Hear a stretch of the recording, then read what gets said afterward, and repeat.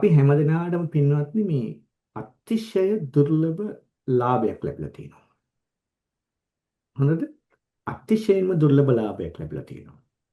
ඒ දුර්ලභ ලාභයේ වටිනාකම ප්‍රමාණය මෙපමණයි කියලාව මෙපමණයි කියලා කියන්න බැරි තරමේ දුර්ලභ ලාභයක් ලැබිලා තියෙනවා. පින්වත්නි දැන් කල්පනා කරලා බලන්න දැන් අපි දැන් මේ මොහොත මෙන්න මේ ඉන්න මේ මොමන්ට් එක ගත්තොත් අපි ගොඩාක් දුකින් පීඩාවෙන් කරදරෙන්ද ඉන්නේ නැත්නම් අපට වඩා දුක් පීඩා කරදර විඳින මිනිස්සු මේ මොහොතේ මේ වෙලාවේ නැද්ද? දැන් කතා කරන්න ඕනේ. මම පටන් ගත්තා කිව්වේ ඒකයි. මම ඉස්සෙල්ලා ඉන්න විතරයි. මම පරණ කට්ටිය තහනම් කරලා තියෙන කතා කරන අලුත් කට්ටිය කතා කරන්නේ.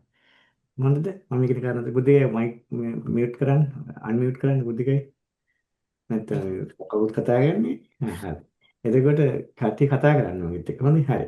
එතකොට දැන් අපිට දැන් මම අහන්නේ දැන් ඔන්න අපි මේ මොහොතේ අපි හෙන ලොකු දුකකටපත් වෙලා ලොකු ප්‍රශ්නයකටපත් වෙලාද ඉන්නේ. එහෙම නැත්නම් අපි සාමාන්‍ය හොඳ විදිහට අපේ ජීවිතය ගත කරගෙන යනවා. සාමාන්‍ය හොඳ විදිහට හරිද? දැන් මෙතන ඉන්න කෙනෙකුට හිතෙන්න පුළුවන් මෙන්න මෙහෙම. මෙහෙම ගත කරගෙන ගිහිල්ලා මේ විදිහට ගත කරගෙන ගිහිල්ලා ප්‍රශ්නයක් නැහැ. දැන් මෙහෙම සාමාන්‍ය ජීවිතයක මෙහෙම ගත කරගෙන ගිහිල්ලා අපිට ප්‍රශ්නයක් නැහැ සානස් කිසි අවුලක් නැහැ. ඔව් දැන් අපි මේ මොනවා හරි පෙර ජීවිතයක කරපු ලොකු පුණ්‍ය කර්මයක් නිසා නේද? අපි දැන් පෙර ජීවිතේ කොහේ හරි ඉපදලා හිටියානේ. ඒ ඉපදලා ඉඳලා එහෙන් අපි චුත වුණා. පෙර ජීවිතේ චුත වෙලා ඔන්න අපි ඇවිල්ලා ඉපදලා ඉන්නවා කොහෙද? මනුස්ස ලෝකේ මිනිස්සෙක් වෙලා. එතකොට අපි මේ මනුස්ස ලෝකේ දැන් ඔන්න යම් කිසි හොඳ විදිහකට ජීවිතය ගත කරගෙන යනවා. ඒ ගත කරගෙන යන්නේ අපි අපිට පෙර තිබුණා මේ දැන් හිතන්න මේ අපි ඉස්සෙල්ලා හිටපු තැනින් චුත වෙලා අපි ගියේ නැහැ නිරයට ගියේ නැහැ නේද? තිරිසන් ලෝකෙට ගියේ නැහැ. പ്രേත ලෝකෙට ගියෙත් නැහැ නේද? අපි ඔය ලෝකයන් අභිභවල අපි ආව මනුස්ස ලෝකේ මනුෂ්‍යත්ව ප්‍රතිලාභයක් ලැබලා තියෙනවා. හරියට තේරෙනවනේ. එතකොට ඔයාලා හිතන්නේ මේ ලෝකයන් ටික නිකන් ඉබේ මග හැරුණාද හේතුවක් හින්දා මග හැරුණාද? හේතුවක් නිසා මග නේද? මොකද්ද හේතුව? අපි පෙර ජීවිතයන් වල කරපු ලොකු පුණ්‍ය කර්මයක් මුල් කරගෙන නේද? කුසල කර්මයක් මුල් කරගෙන අපට අවස්ථාව සැලසුණා මේ ලෝකයන් මගහැරලා මනුෂ්‍ය ලෝකේ මනුෂ්‍යත්ව ප්‍රතිලාභය ලබන්න. මේ මනුෂ්‍යත්ව ප්‍රතිලාභයක් ලැබුවා විතරක් නෙමෙයි. හැබැයි මනුෂ්‍යත්ව ප්‍රතිලාභයක් ලැබපු හැමෝටම හොඳට ජීවත් වෙන්න පුළුවන් හොඳම විදිහට. එහෙමත් බෑ නේද? හැබැයි අපට පුළුවන්කම ලැබිලා තියෙනවා යම්කිසි විදිහකට. ඒ කියන්නේ ඒක අර උඩම ලෙවල් එකේ වෙන්න පුළුවන්. හැබැයි අපට වඩා ගොඩාක් නේද? දුර්වල විදිහට මනුෂ්‍ය ජීවිතය ගත කරන මිනිස්සු ඉන්නවනේ. එතකොට අපට අවස්ථාවක් ලැබිලා තියෙනවා යම්කිසි හොඳ විදිහකට මේ මනුෂ්‍ය ජීවිතය ගත කරගෙන යන්න. එතකොට මේ මනුෂ්‍ය ජීවිතය ගත කරගෙන යන්නේ අපි තුල තියෙන මේ වෙලාවේ රැස් කරගත්ත පිනකින්ද පරණ පිනක් මුල් කරගෙනද? අන්න නේද? අපි පරණ පුණ්‍ය ධර්මයන් මුල් කරගෙන අපේ ජීවිතේ එහෙම නැත්නම් පෙර රැස්ලා තිබුණු පුණ්‍ය ධර්මයන් මුල් කරගෙන දැන් අපිට අවස්ථාව සැලසලා තියෙනවා අපේ ජීවිතේ හොඳ විදිහට ගත කරගෙන යන්න. පින්වත්නි, එතකොට මෙහෙම ගත කරගෙන යනකොට දැන් මේ අපි තුල රැස්ලා තිබ්බ පින නිසා මේ ජීවිතේ හොඳට මේ ජීවිතේ හොඳට ගත කරගෙන යනවා. මොකක්ද වෙන්නේ?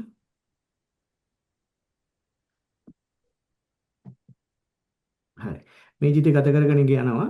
හැබැයි මේ ජීවිතය ගත කරගෙන ගියාට දැන් අර මේ රැස්ලා තිබුණු පින මෙන්න මේ කෙනාගේ මේ රැස්ලා තිබු පින මේ පින ගෙවෙමින්ද මේ හොඳට ජීවත් වෙන්නේ ගෙවෙන්නේ නැතුව එහෙම තියෙද්දිද?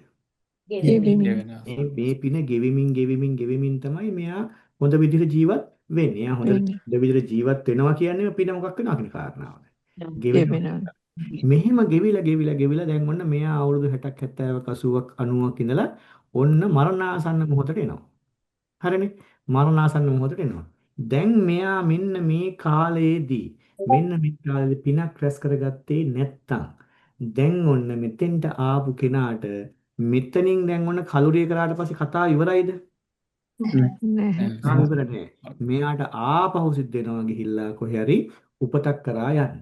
නේද? ඔකනේ සංසාරය කියලා කියන්නේ. එහෙනම් අන්නේ උපතක් කරා යනකොට දැන් එයාට හොඳ උපතක් නැත්තම් සුගතියක් හොඳ උපතක් කරා යන්න ඕනේ බෑකප් එක මෙයා තුළ තියෙනවද නැද්ද? හ්ම්? ඇයි ඒ පින තියෙන්න පුළුවන්. මෙයා තුළ ගෙවි ගියා දැන් අවසන් වෙලා. දැන් මෙයාට අ, සිද්ධ වෙනවා භයානක අනතුරු වලට මූණකම් කියන සිද්ධ වෙනවා. ඒ තමයි වෙන්න මෙයා තුළ සතර අපායේ දොරටු ඇරලා නිසා තාමත් සතර අපායේ දොරටු ඇරලා තියෙන නිසා මේ කෙනාට අර තිබුණු පිනත් අඩු වෙච්ච නිසා හොඳේ අලුතෙන් පිනක් රැස් වෙච්චිත් නැති හින්දා සතර අපාය මොනවාද සතර අපාය අපිට කතා කරලා තියෙනවා නේද? එකක් නිරය. කියන්නේ අපාය ඊළඟට තිරිසන් ලෝක ඊළඟට ප්‍රේත ප්‍රේත ලෝක ලෝකේ. ඊළඟට අසුර අසුර ලෝකේ. ලෝකේ. ඔන්න සතර අපාය නේද? එතකොට දැන් පොඩ්ඩක් හිතන්න මේ ඉන්නේ ඔයා නම් මේ ඉන්නේ ඔයා කියලා කල්පනා කරලා බලන්න. ඔන්න ඔයා පෙර ජීවිතේ කොහේ හරි හිටපු දන් දන්නවද? දැන් දන්නේ නැහැ. ඊට පස්සේ ඔයාලා පෙර තිබ්බ යම්කිසි කුසල කර්මයක් පුණ්‍ය කර්මයක් මුල් කරගෙන ඔන්න ඔයාමලා මනුෂ්‍යත්ව ප්‍රතිලාභයක් දැන් ලැබලා මිනිස්සෙක් වෙලා ඉන්නවා. හරිද? මනුෂ්‍යත්ව ප්‍රතිලාභයක් ලැබලා ඔන්න මිනිස්සෙක් වෙලා ජීවිතය ගත කරනවා. දැන් වල හොඳින් ජීවිතය ගත කරනවද නැද්ද? වෙන්න මෙතන ඉන්න කට්ටිය තමයි කියන්නේ ස්වාමීන් වහන්සේ අපි කාටවත් කරදරයක් නැහැ. අපි හොඳින් ජීවත් වෙනවා කාටවත් කරදරයක් කරන්නේ නැතුව. අපිට ස්වංශ ප්‍රශ්නයක් නැහැ. බැලුව ප්‍රශ්නයක් තියනවද නැද්ද? බැලුව බැලුම් නෑ නමුත් ප්‍රශ්නයක් තියෙනවා සාමාන්‍යයෙන්. හැබැයි ප්‍රශ්නේ මොකද්ද?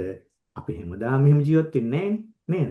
අපි හැමදාම මෙහෙම ජීවත් වෙන්නේ අපි මෙහෙම ගිහිල්ලා යම් දවසක් එනවා අපේ ජීවිතේ අවසන් වෙන මොහොතක්. මෙන්න මේ මරණය කියන ධර්මතාවය අපේ ජීවිතේ එන දවසක් එනවා.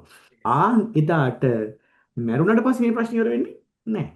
දැන් අපි සාමාන්‍යයෙන් කියන්නේ මම මැරලවත් යන්නේ නැහැ නේලානේ. එහෙම කියනවනේ තරහ ගියාට පස්සේ. අර අපේ ගම්වල අම්මලානේ තරහ ගියාට පස්සේ මම මැරලවත් යන්නේ නැහැ නේ මේවා දැක. එහෙම මැරලා ගියා කියලා මේ ප්‍රශ්නේ විසඳෙන්නේ නැහැ නේද?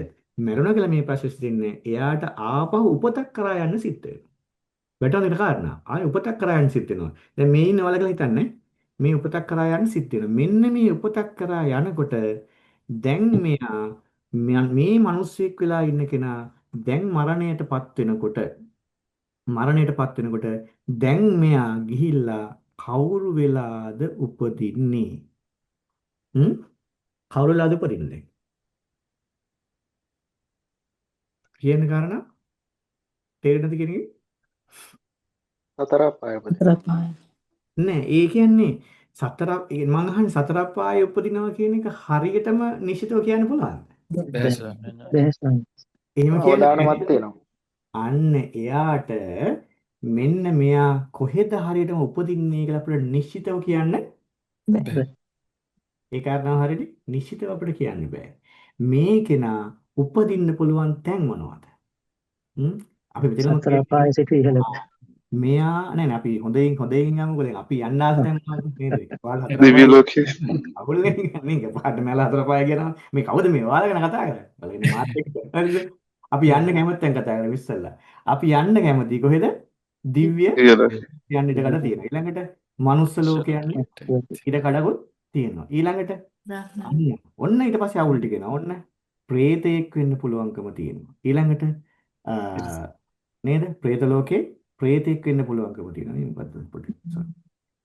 ප්‍රේත ලෝකේ ප්‍රේතෙක් වෙන්න පුළුවන්කම තියෙනවා. ඊළඟට තිරිසන් ලෝකේ. තිරිසතෙක් විදිහට උපදින්න පුළුවන්කම තියෙනවා. ඊළඟට තිරිසන් ලෝකේ තිරිසන් සතෙක් විදිහට උපදින්න පුළුවන්කම තියෙනවා. ඊළඟට අසුර ලෝකේ අසුරයෙක් විදිහට උපදින්න පුළුවන්කම තියෙනවා.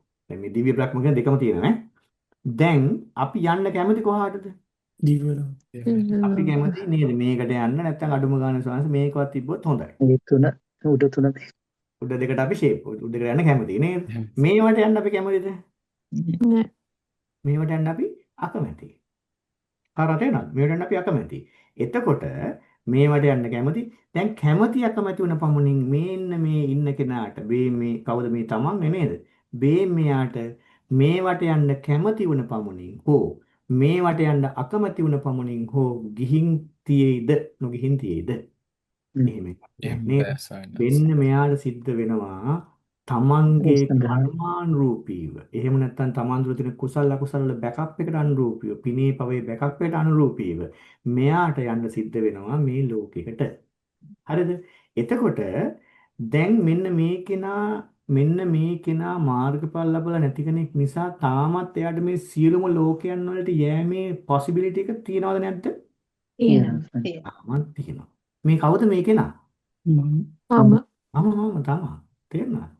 වැන්ද රූපයෙන්ද කෙනා නෙමෙයි. මේ තමන්ට පිච්ච ප්‍රශ්නේ මේ තියෙන්නේ නේද? එතකොට දැන් අල්බුදේ තමයි දැන් හිතන්න බැරි වෙලාවත් ගිහිල්ලා මෙන්න මේ කෙනාට සිද්ධ වුණොත් මේ නරක ලෝකෙකට යන්නට හොඳද? මේ නරක ලෝකෙට යන්න සිද්ධ වුණොත් ඒ කෙනා දැන් පොඩ්ඩක් හිතන්න දැන් මේ මිනිස්සෙක් වෙලා ඉස්සලම කතාව ගොඩනගන්න අපිට පොඩ්ඩක් බලන්න. අපිට හොඳ මනුෂ්‍යත ප්‍රතිලාභයක් හම්බෙලා තියෙනවා නැත්නම් මිනිස්සෙක්ලා ඉපදලා ඉන්නවා. දැන් අපි හොඳ විදිහට ජීවිතේ ගත කරනවද නැද්ද? ගත කරනවා.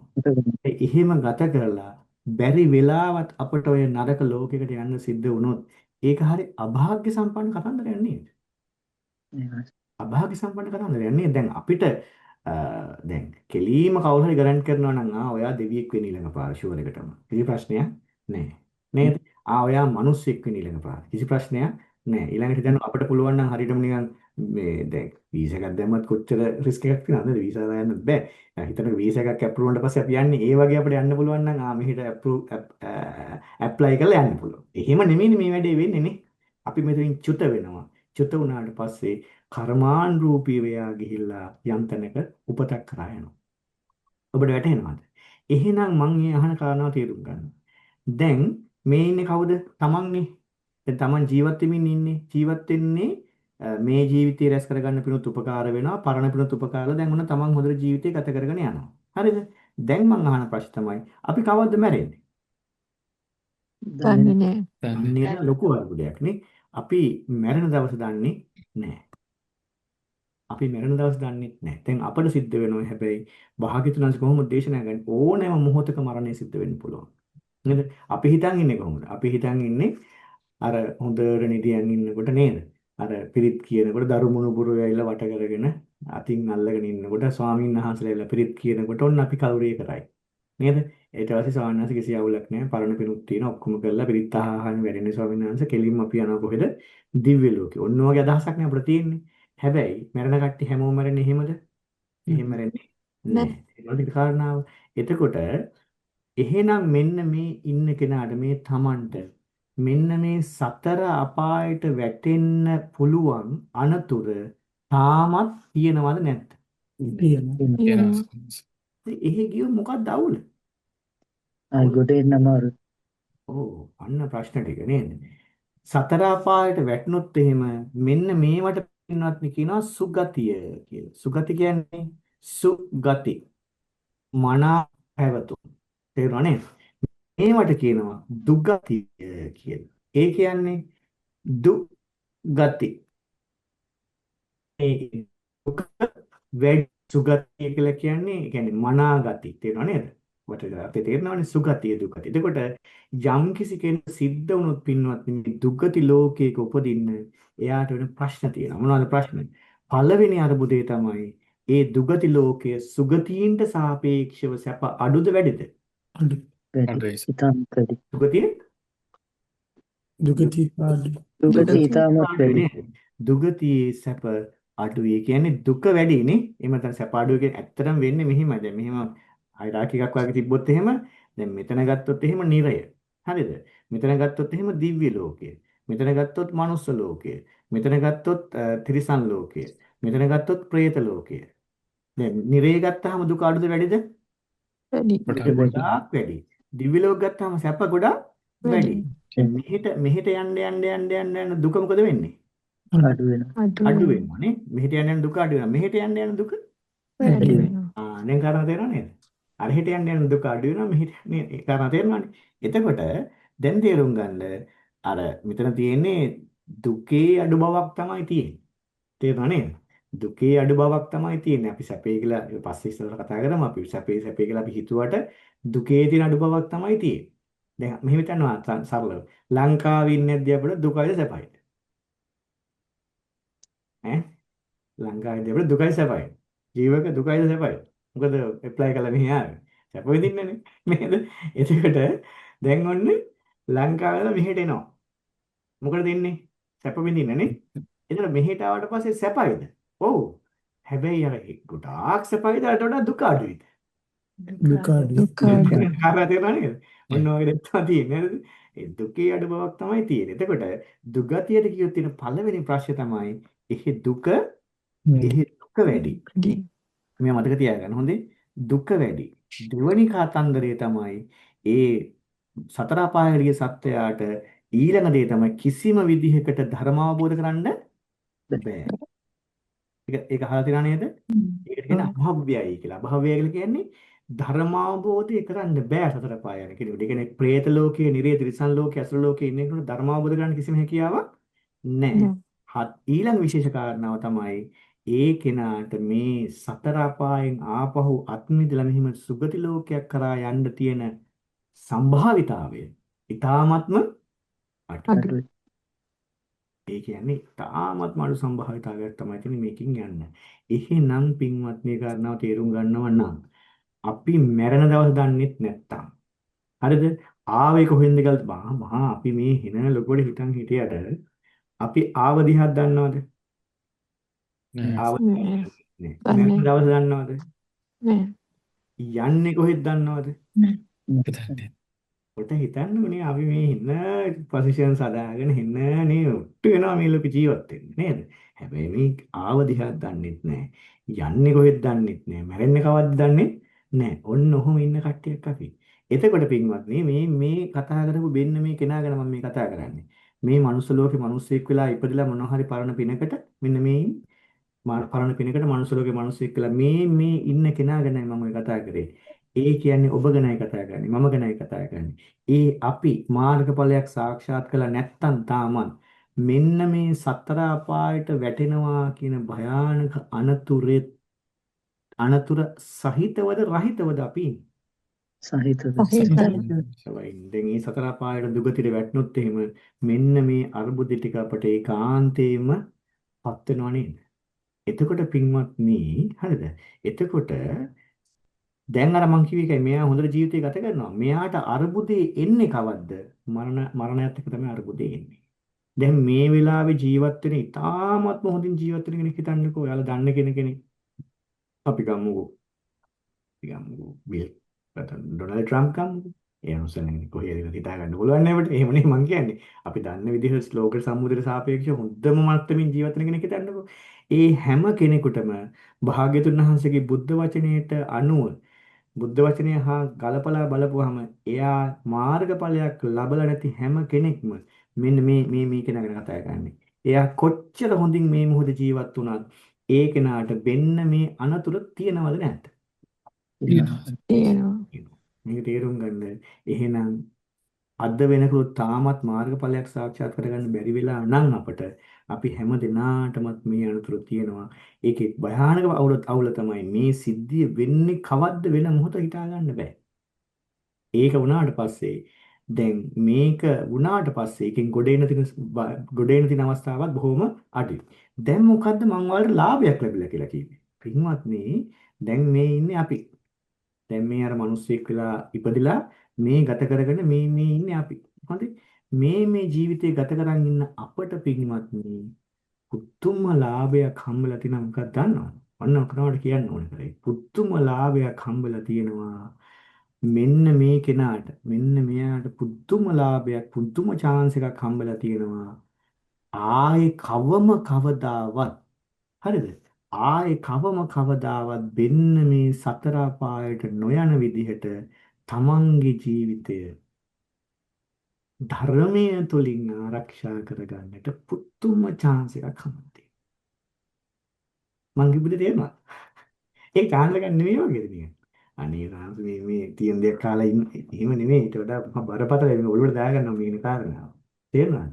හේතුව දැන් අපි කතා කරා මෙන්න මේ ඉන්න කෙනාට මරණයටපත් වීමත් එක්ක භයානක අනතුරකට වැටෙන්න තියෙන සම්භාවිතාවයෙන් යුක්තයි නැද්ද මෙන්න මේ කෙනා? යුක්තයි නේද? එතකොට ඒ කෙනාට chance එකක් හම්බෙලා තියෙනවා ආයේ කිසිම දවසක ආයේ කිසිම හේතුවක් මත මෙන්න මේ ලෝකයකට යන ස්වභාවය සම්පූර්ණයෙන්ම නැති කරගෙන එයාගේ ජීවිතය ධර්මයෙන් ආරක්ෂා කරගන්න හොඳ chance එකක් හම්බලා තියෙනවා. ඔබ හිතන්නේ ඒක සංසාරේ යන කෙනෙකුට සංසාරේ යන සත්වයකට හම්බෙච්ච දුර්ලභ ලාභයක්ද නැද්ද? දුර්ලභ ලාභය. අතිශයින්ම දුර්ලභ ලාභයක් නේද? දැන් හිතන්නකෝ දැන් මෙන්න මේ ආව කෙනාට මෙන්න මේ ඉන්න කෙනා මේ අනතුරටපත් වීමේ ස්වභාවයෙන් ඉඳගෙන ඔහේ ජීවිතය ගත කරනවා. ඔබ හිතන්නේ මේ කෙනා කිසිම උත්සාහයක් වීරියක් කරන්නේ නැතුව සාමාන්‍ය ජීවිතය ගත කළා එයාගේ සම්භාවිතාවය වැඩිපුර මෙහි යන එකද මෙහි යන එකද? දුගතියට යන එක. ධර්මානුකූලව බලපුවහම දුගතියට යන එක තමයි වැඩි සම්භාවිතාවයක් තියෙන්නේ නේද? ධර්මානුකූලව බලනකොට. එතකොට හැබැයි භාග්‍යතුන් වහන්සේගේ බුදු වචන සමගාමීව කල්පනා කරලා බලපුවහම වැඩි සම්භාවිතාවයක් තියෙන දුගතියට යන එක. ඒතර කියනවා සංස අපි දන් දෙනවනේ. ඔව් දන් දෙනවා. සංස අපි සිල් රකින්නවනේ. ඔව් සිල් රකින්නවා. සංස අපි බණ අහනවනේ. ඔව් බණ අහනවා. හැබැයි මේ දාන සීල භාවනා කරලා උපරිම කරගන්න පුළුවන් දේ තමයි පිනක් රැස් කරගෙන සුගතිය හදාගන්න පුළුවන්. පුළුවන්ද බැයිද? පිනක් රැස්ව සුගතිය හදාගන්න පුළුවන්. මම ඒක වැරදි කියනව නෙමෙයි. හැබැයි ඒ සුගතිය කියන එක ස්ථිරයිද අස්ථිරයිද? අස්ථිරයි. සුගතිය හදාගන්න පුළුවන්. අපි මේ ඒකෙන් අදහස් ගන්න එහෙනම් ඔයාලා දාන සීල භාවනා ඔක්කොම අතාරින්න දැන් භාවනා එහෙම එකක් නෙමෙයි මම මේ කියන්නේ. මේ දාන සීල භාවනාත් ඔක්කොම අපි කරගන්න ගමන් අපි කොහොම හරි උත්සාහ කරන්න ඕනේ මේ ධර්මයේ ඇසුරු කරලා කල්යාණ මිත්‍ර ඇසුරේ කොහොම හරි මේ නිවන් මඟ පුරුදු පුහුණු කරගෙන මෙන්න මේකයි ගෝල් එක වෙන්නේ නැත්තේ. මෙන්න මේ සතර අපායට නැවත වතාවක් නොයන විදිහට අපේ ජීවිතය ආරක්ෂා කරගන්න මහන්සි වෙන්නට. ඔන්න ඔක තමයි ලැබිලා තියෙන chance එක. මං කිව්වේ තේරෙනවද? මෙන්න මේ chance එකක් හම්බලා තිනවා කියලා මන් දැනගන්නකොට වයස කීයද දන්නවද? මන් දැනගන්නකොට අවුරුදු 17යි. තේරෙනවද? අවුරුදු 17 දී මට දැනගන්න හම්බුණා ඔයා මිනිසෙක් වෙලා. පෙර ජීවිතේ කොහෙනලාවද කියලා දන්නේ නැහැ. ඒ වගේම ඊළඟ පාර කොහේද දන්නේ නැහැ. හැබැයි ඔන්න ඔබට chance එකක් හම්බලා තියෙනවා භාග්‍යතුන් වහන්සේගේ ධර්මයේ පුරුදු පුහුණු කරලා මෙන්න මේ සතර අපායට වැටෙන ස්වභාවයෙන් සදහටම අත්මිදිච්ච කෙනෙක් හැටියට ධර්මයේ තුලින් ඔබේ ජීවිතය ආරක්ෂා කරගන්න පුළුවන් කියන පණිවිඩය හම්බුණා. ඒක හම්බෙන්න පිනක් තියෙන්න ඕනද නැද්ද? බරපතල වෙනක් තියෙන්න බෑනේ. නේද? අපිට ටීවී එකේ කියලා දෙනවද හැමදාම මේක කෑවහම මේක හොඳයි අරක් කෑවහම මෙහෙම වෙනවා මේ ක්‍රීම් එක ගන්න ඔය ටික නේ අපිට ටීවී එකේ කියලා දෙන්නේ. නේද? හැබැයි කල්යාණ මිත්‍රයෙක් හම්බුනොත් අපේ ජීවිතේට පිරිසුදු බුද්ධ වචනය කියලා දෙන කෙනෙක් හම්බුනොත් අපට අන්නේ කල්යාණ මිත්‍රයන් වහන්සේගෙන් අපට අහන්න හම්බෙන දුර්ලභ පණිවිඩය තමයි. මට නම් මේ අද වගේ මතකයි එදා ඒ පණිවිඩය හම්බෙච්ච දවස. එදා මට පුදුම විදිහට හිතට දැනුණා මම මේ try කරන්නේ ඔබට ඒ දැනෙච්ච feeling එක ඔබට share කරන්න. ඇයි? ඔබේ හිතට දනව ගන්න. මෙන්න මේ මනුෂ්‍යත්ව ප්‍රතිලාභයක් මහා පුණ්‍යවන්ත මනුෂ්‍යත්ව ප්‍රතිලාභයක්. මට මතකයි මම පර්ත් සාකච්ඡා කරන්න පටන් ගන්නකොට මම කිව්වේ අපි හරි පින්වන්ත මිනිස්සු කියලා. නැද්ද? අපි පිනක් තියෙන පින්වන්ත මිනිස්සු. එතකොට මම ඒ සාකච්ඡාත් පටන් ගන්නකොට මම කියාගෙන ආවේ එතකොට දුර්ලභ මනුෂ්‍යත්ව ප්‍රතිලාභයක් ලබා මේ විදිහේ හොඳ මිනිස්සෙක් විදිහට ජීවිතේ ගත කරන්නට පිනක් තියෙන දුර්ලභ මිනිස්සු ටිකක් අපි. හැබැයි පින්වත්නි ඒ පුණ්‍යවන්ත බව හින්දාම ලැබිච්ච දුර්ලභ අවස්ථාවක් තියෙනවා. මෙන්න මේ සතර අපායෙන් නිදහස් වෙන්නට පුළුවන්. සතර අපායෙන් අත්මිදිච්ච කෙනෙක් හැටියට තමන්ගේ ජීවිතය අවසන් කර ගන්නට පුළුවන් කියලා අතිශය දුර්ලභ ලාභයක් ලැබිලා තියෙනවා. ඒක දුර්ලභයි නේද? එතකොට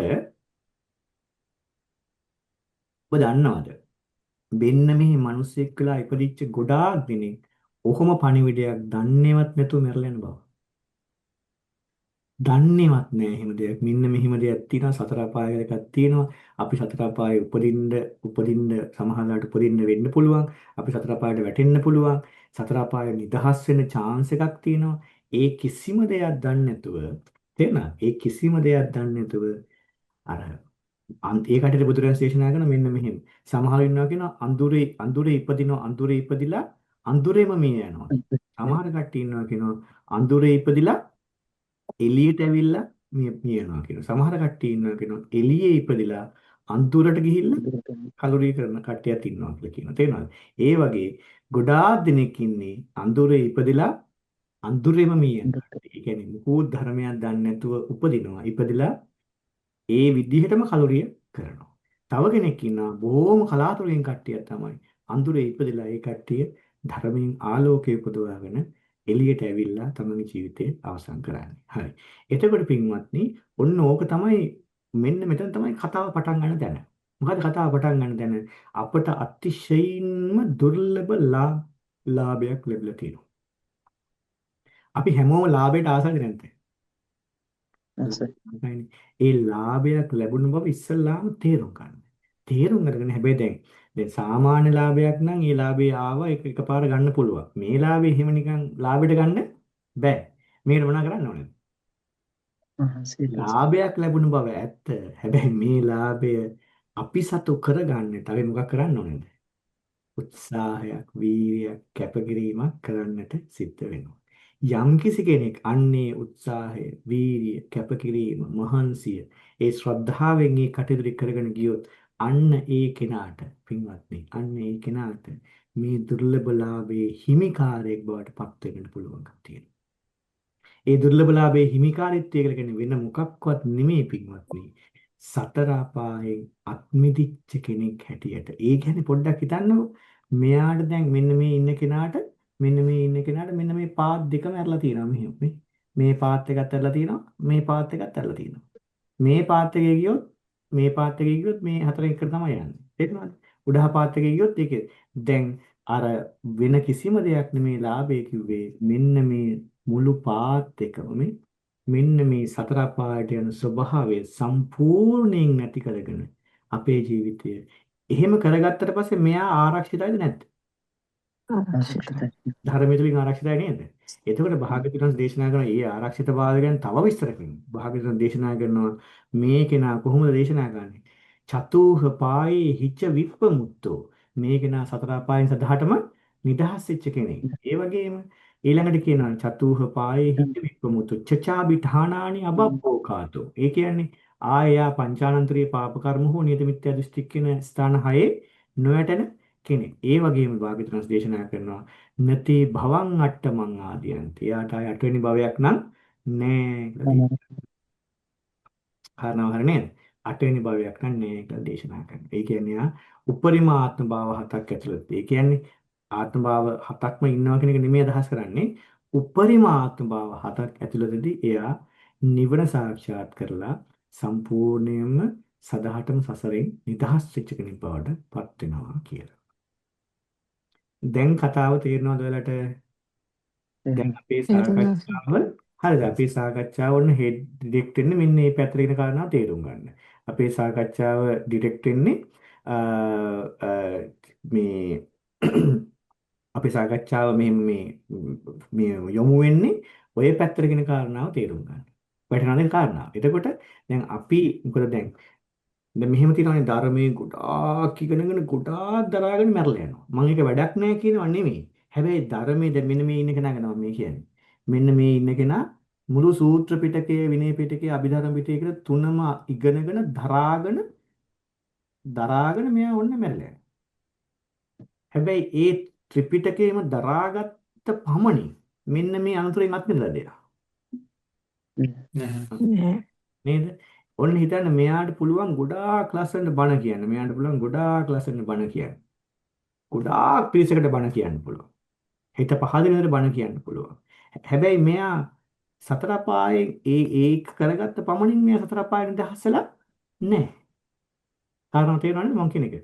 මේ ඉන්න කෙනා හිතන්න දාන දෙනවා මුකුත් නැහැ. ඊටාම දැන් අපේ කට්ටිය දානට හරීම ලැබිනේ නේද? අපෙන් පූජා කරන ආසයිනේ අපේ කට්ටිය. ඒකෝට දානේ ගොඩාක් දෙනවා. දැන් අපේ කට්ටිය මෙහෙමනේ වැඩි ලීසිට වැඩි කරගන්න උත්සාහ කරන්නේ. ස්වාමීන් වහන්සේ දානේ දෙනවා මොකටද? කොහොම හරි දාන දීලා වැඩි කරගන්නවා නේද? එහෙම වෙන්නේ නැහැ මේ වැඩේ. තේරුණා නේද? එතකොට දාන දෙන එක නරකයි කියන එක නෙමෙයි මම මේ කියන්නේ. මේක තේරුම් ගන්න. දාන දුන්න පමණින් එයා සතර අපායෙන් නිදහස් වෙන්නේ නැහැ. නෑ. සමහර කට්ටිය ඉන්නවා සතර පොයටම සිල් ගන්නවා. හ්ම්? ඒ කියන්නේ මේ හැම දෙයක්ම මේ සතර අපායෙන් නිදහස් වෙනට අනුග්‍රහයක් තියෙනවා. මම මේ කියන්නේ ඒක කළ පමණට ඒක වෙන්නේ වැටලා දෙන්න කාරණා. නෑ. ඒක නෑ. පමණට ඒක වෙන්නේ නෑ කියන එකයි මම මේ කියන්නේ. වැටහෙනවද කියන කාරණාව? ඉතින් එතකොට මෙන්න මෙයාට සිද්ධ වෙනා පින්වත්නි යම් කිසි විදිහකට ධර්මයේ ඉගෙන ගන්න. ඒ වගේම ධර්මයේ පුරුදු පුහුණු කරගන්න. ඒ ධර්මයේ පුරුදු පුහුණු කරගෙන ප්‍රැක්ටිස් කරලා උත්සාහ කරන්න සිද්ධ වෙනවා. තේරුණාද? වීර්යය කරන්න සිද්ධ වෙනවා. කැපකිරීම කරන්න සිද්ධ වෙනවා. දැන් මේ බර්ත් කට්ටිය මේ කැප කරනවා දැන් මාස 3ක් තිස්සේ නේද භාවනා කරනවා පහමාට නැගිටලා කට්ටිය නිදියපු කට්ටිය හොඳ දැන් භාවනා කරනවා. ඉතින් ඒකට කැපකිරීමක් කරන. ඉතින් මේවා නැතුව නිකම්ම මේක වෙන්නේ නැහැ. නේද? නිකම්ම වෙන්නේ නැහැ. ඉතින් එතකොට අපි ඒ උත්සාහයක් කළා, වීරියක් කළා, කැපකිරීම කළා අන්න එයා මෙන්න මේ තව ටිකක් ඔලුවට ගන්න. දැන් මෙයා මෙන්න මෙතන එයා උත්සාහ කළා, කැපකිරීම කළා. මෙයා උප්පරිම උත්සාහයක් ගන්නවා. උප්පරිම උත්සාහයක්.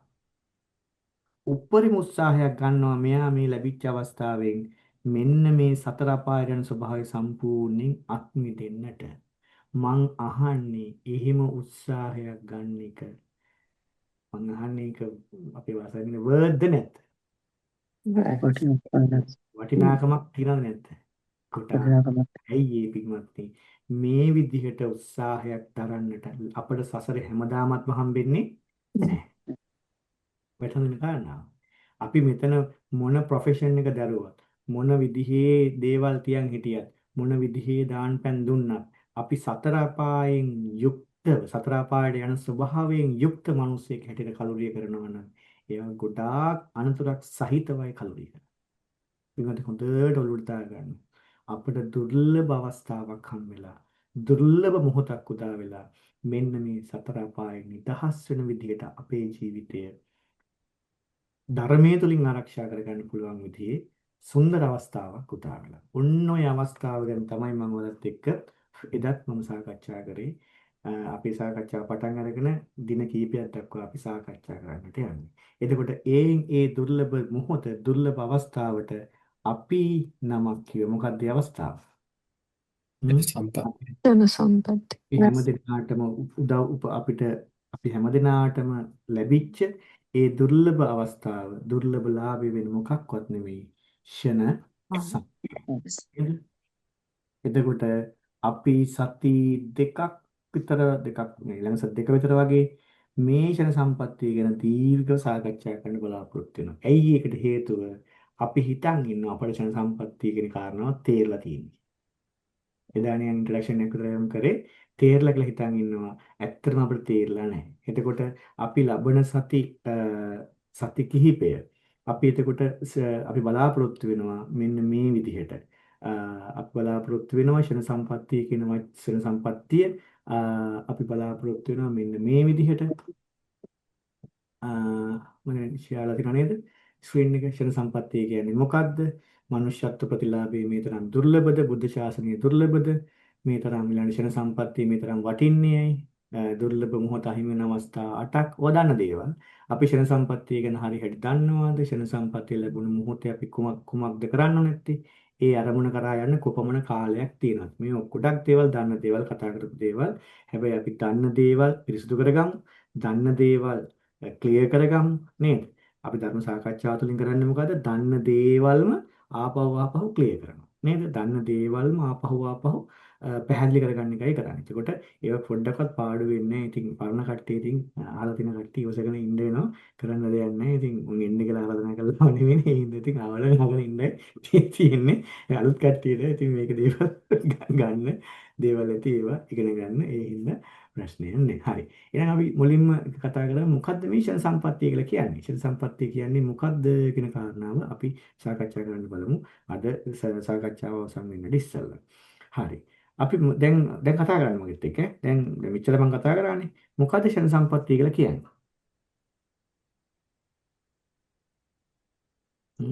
ෂණ සම්පත්තිය කියලා කියන්නේ මොකක්ද? දුර්ලභ දුර්ලභ මනුෂ්‍යත්වයයි අති දුර්ලභ බුද්ධ ශාසනයත් එකවර ලැබිලා තියෙන අවස්ථාව. දුර්ලභ බුද්ධ ශාසනය. දැන් මේ කාරණා මීට කලින් මේක අපි මෙතන ඉන්න හැමෝම අහලා තියෙන්න ඕනේ. මොකද මම කතා කරලා තියෙනවානේ මේ හැමෝටම. එතකොට ක්ෂණ සම්පත්තිය කියලා කියන්නේ මොකද්ද? ප්‍රධාන කාරණා දෙකක හමුවීමක් නේද? මූලික කාරණා මෙන්න මේ කාරණා දෙකක මුණ ගැහිීම. මොකද්ද ඒක? එකක් තමයි මනුෂ්‍යත්ව ප්‍රතිලාභය.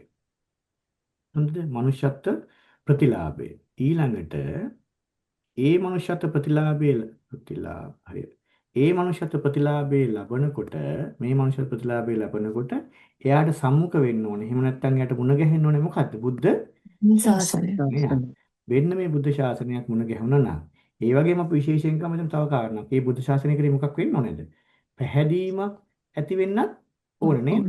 නැත්නම් බුද්ධ ශාසනය කරේ පැහැදීමක් ඇති වුනේ නැත්නම් බුද්ධ ශාසනය තිබ්බගල ශන සම්පත්තිය උපදින්නේ නැහැ. ඒකට මෙන්න මේ විදිහට දැන් අපි කතා කරන්නේ මොකද්ද මේ ක්ෂණ සම්පත්තිය කියන්නේ කියලා. හොඳේ.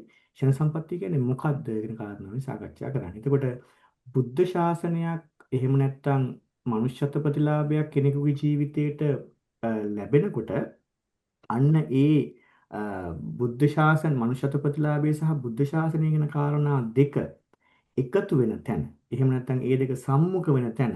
ඒ වගේම බුද්ධ ශාසනය කෙරෙහි පැහැදීමක් ඇති වෙනවා නම් අපේ ජීවිතයට අන්න ක්ෂණ සම්පත්තිය උපදිනවා. අපි මේක කලින් කතා කරා. දැන් ක්ෂණය කියලා කියන්නේ මොකද්ද? පුංචි වෙලාවක්. එහෙම නැත්නම් පොඩි වෙලාවක් කියන වෙලාවක්. හොඳේ. සම්පත්තිය. මේ බලන්න. කොහොමයි වචන දෙක බෙදෙන්නේ. හොඳට තේරුම් ගන්න. ක්ෂණය කියලා කියන්නේ පුංචි වෙලාවක්. නේද? පුංචි වෙලාවක් අසුරුසනක් ගහන වෙලාවක් වගේ එකක්. එහෙම නැත්නම් භාග්‍යතුන් වහන්සේ නිකන් ධර්මයේ මේ අභිධර්මයේ හිත විස්තරනවා නම් ක්ෂණය කියලා කියන්නේ තප්පරය කියනොත් ඊටාමත් තප්පරය බෙදලා බැලුවොත් එහෙම ඊටාමත් පුංචිලා තමයි ක්ෂණය කියලා කියන්නේ. එතකොට අපි නිකන් සරලව තේරෙන්න දාගමු පුංචි කාල සීමාවක් කියන එක නේද? පුංචි කාල සීමාවක්. එතකොට එයා සම්පත්තියක් කියලා කියන්නේ පුංචි කාල සීමාවදී අපිට ලැබිච්ච දුර්ලභ ලාභයක් කියන අදහසින් තමයි මේ ක්ෂණ සම්පත්තිය විස්තර වෙන්නේ. ඒකට පින්වත්නි මේක චුට්ටක් තේරුම් ගන්න ඕනේ. ඒකයි මම මේ කිව්වේ. දැන් නිරේ ගිය කෙනාට නිරේ තියෙන ආයුෂය අපිට වගේ අවුරුදු 50 60යි නිරේ ආයුෂය. නේ නිරේ ආයුෂ 50ක් නෙමෙයි. තවත් දීර්ඝ කාලයක් නිරේ ආයුෂය. പ്രേත ලෝකයේ ආයුෂය දීර්ඝ කාලය. ඉතාම දීර්ඝ කාලය. එක් අවස්ථාවක තියෙන සාරිපුත්‍ර රහතන් වහන්සේ මේ භාවනා කරගෙන ඉන්නකොට අඬන සද්දයක් ඇහෙනව නේද? එතකොට අහනවා කවුද අඬන්නේ? කියනවා අනේ ස්වාමීනි මේ මම പ്രേත ලෝකේ പ്രേතියක්. ඇයි අඬන්නේ? අනේ ස්වාමීනි කණ්ඩ නැහැ. ඉතින් දන්නවනේ. ඊට පස්සේ විස්තරය කියලා ඔක්කොම අහනවා. ඉතින් ඇයි ඔයා මගෙන් උදව් ඉල්ලන්නේ කියලා අහනවා. ඒ වෙලාවේදී പ്രേතය කියනවා අනේ ස්වාමීනි සාරිපුත්‍රයන් වහන්සේ මේන් ආත්ම භාව 7කට පෙර මම ඔබේ අම්මා. ඒ ජීවිතයේදී මම പ്രേත ලෝකේ പ്രേතිය ඒ ජීවිතයේදී මම പ്രേතියක් වෙලා ඉපදුණා මම දැන් දිගටම പ്രേතියක් විතර මේ ඉන්නේ. දැන් සාරිපුත්ත මහරහතන් වහන්සේ ආත්ම භාව 7කුත් ඇවිල්ලා නේද? දැන් රහතුත් වෙලා. තාමත් අර പ്രേත අම්මා പ്രേත ලෝකේ. එහෙනම් പ്രേත ලෝකේ අවශ්‍ය ගොඩක්ද? ගොඩක් නේද? තිරිසන් ලෝකයේ අවශ්‍ය ටිකක් අඩුයි. හැබැයි තිරිසන් ලෝකයේ කියන ආය තිරිසන් ලෝකයේ යන ස්වභාවය තමයි වැඩි. එතකොට පින්වත්නි බලන්න මේ අවස්ථාව අපට මේ දුර්ලභ ලාභය ලොකු වෙලාවකට හම්බෙලා නැහැ. පුංචි වෙලාවකටයි හම්බෙලා තියෙන්නේ නේද? චූටි වෙලාවකටයි හම්බෙලා තියෙන්නේ. එතකොට ඒ පුංචි වෙලාවකට දැන් මනුෂ්‍ය ආයුෂය කියන එක අපි ගිය සතියේ සාකච්ඡා කරලා ඉස්සරහට සාකච්ඡා කරනවා. මිනිස්සෙක් අද ඉපදුනා නම් එයා අවුරුදු හිතන්නකෝ එයා කලුරිය කරනවා කියලා අවුරුදු 80කින් නේද? අවුරුදු 80කින් කලුරිය කරනවා නම් එයා දැන් මේ වෙලාවේ ඔබ ඉන්න යම් මොහොතක් තියෙනවා අවුරුදු 40ක් හරි 50ක් හරි 60ක් හරි 70ක් හරි තියෙනවනේ මේ වෙලාවේ. එතකොට තව අවුරුදු කීයක් ජීවත් වෙන්න තියනද කියන කාරණාවත් හරියටම දන්නේ නැහැ. අපි මේ පරමාවශය තමයි කතා කරේ 80ක් විතර ජීවත් වෙනවා කියලා නේද? මේ කතා කරන මම හිත කලුරිය කරන්න වෙන්න පුළුවන්. අපි දන්නේ නැහැනේ. එතකොට වෙන්න මේ පුංචි කාල සීමාවක් තමයි තියෙන්නේ මේ ලාභය ලබා ගන්නට. මේ දැන් ලාභය අමතකයි දන්නේ නැහැ නේ. ලාභය මොකද්ද? chance එක මොකද්ද? try එක මොකද්ද අපි? ඒක අමතකයිද? ධර්මාභෝධය ලබා හතර පායෙන් මිදුණට මොනවද අයකේ නැහැ තව උත්තරේ? සතර අපායේ නිදහස් වෙන නවම වශයෙන් සතර අපායන් හරි ලාභේ මොකද්ද ලාභේ? ටිකට් එකක් නෑ ලාභේ. අර ගෑනත් ඒක මොකද කරන්න එපා. මේ පුංචි වෙලාවයි තියෙන්නේ අපිට. අර අවම ඒ කියන්නේ මම කියන්නේ සතර අපායන් දහසක නවතින කාරණාව නෙමෙයි. මම කියන්නේ අවම වශයෙන් සතර අපායන් දහස් වෙනවා try එකක් දෙන්න ඕනේ නැද්ද? දෙන්න. දෙන්නට ඕන. ඔන්න ඔයගේ මැසේජ් එක. එතකොට ඒකට මහා ලොකු කාලයක් තියලා පොඩි කාලයක් තියෙන්නේ. ඉතා සුළු කාලයක්. ඉතා සුළු කාලයක් තියෙන්නේ. අන්න ඒකයි මේ කතාවේ ඊළඟ මහා බරපතල කතාව. අවුරුදු අපි ඔන්න ඉපදුනා. හරිද? අවුරුදු 80කින් කලුරිය කරනවා නම් දැන් ඉන්නවා මෙන්න මේ හරිය. 40 14 ප්ලස් ගොඩක් මෙතන ඉන්න කට්ටිය. එතකොට දැන් තව පොඩි කාලයක් තියෙනවා මේ 80ක්ම නෑ. මොකද හේතුව 80ක්ම ඉන්නවා කියලා කවුරුත් කියලා නෑනේ. කවුරුත් කියලා නෑ.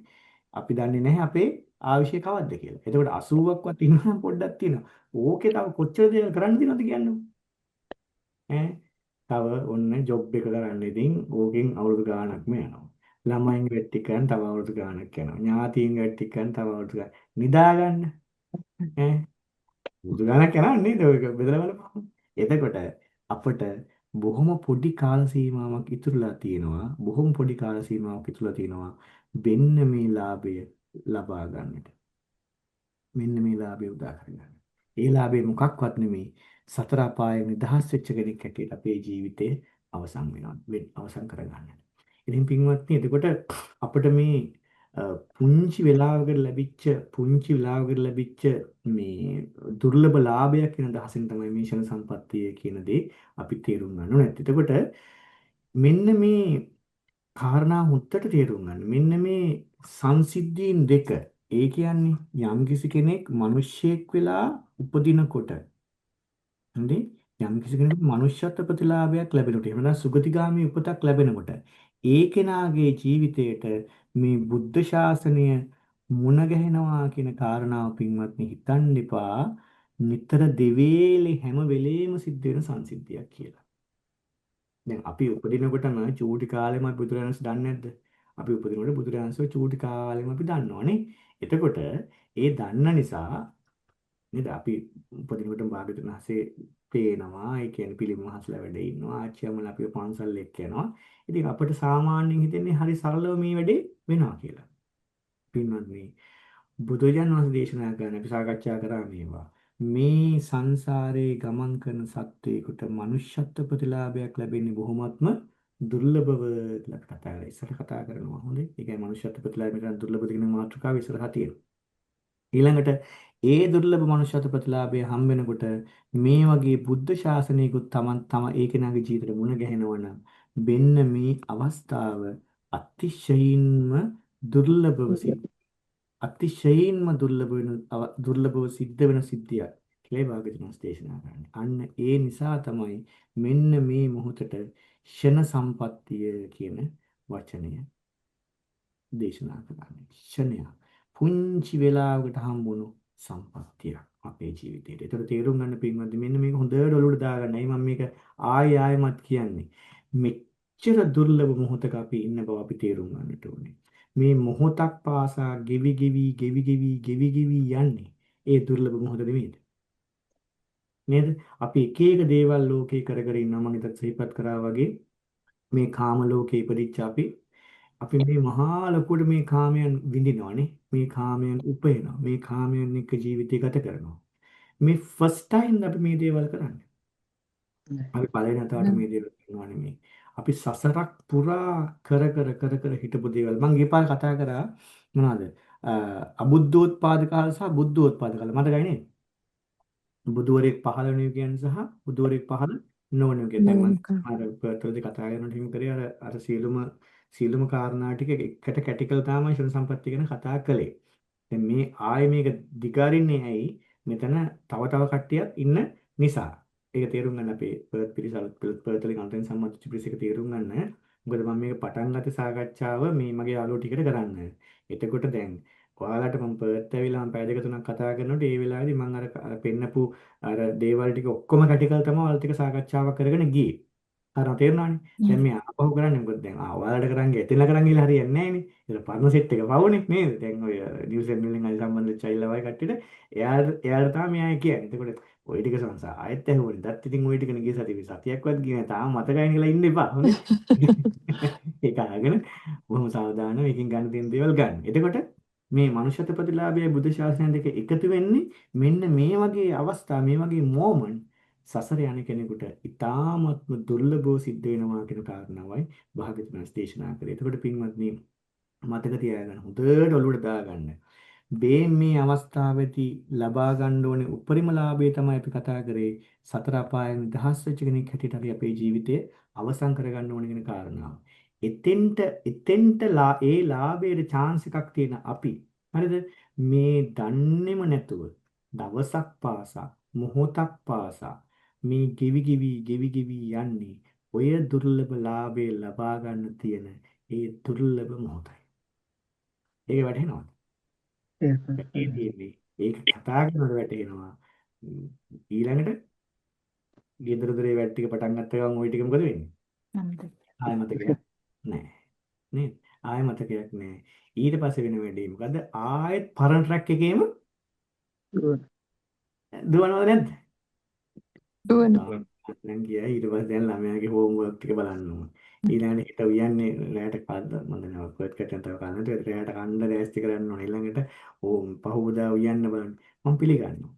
ඔයාලා ලොකු තරඟයක ලොකු මේ ගමනක ඉන්නවා කියලා මම දන්නවා. හැබැයි අපි ඒකටම දීලා ඒ වැඩේටම දාලා ඒක තුලටම මේක දාලා ඉඳලා හරියයිද?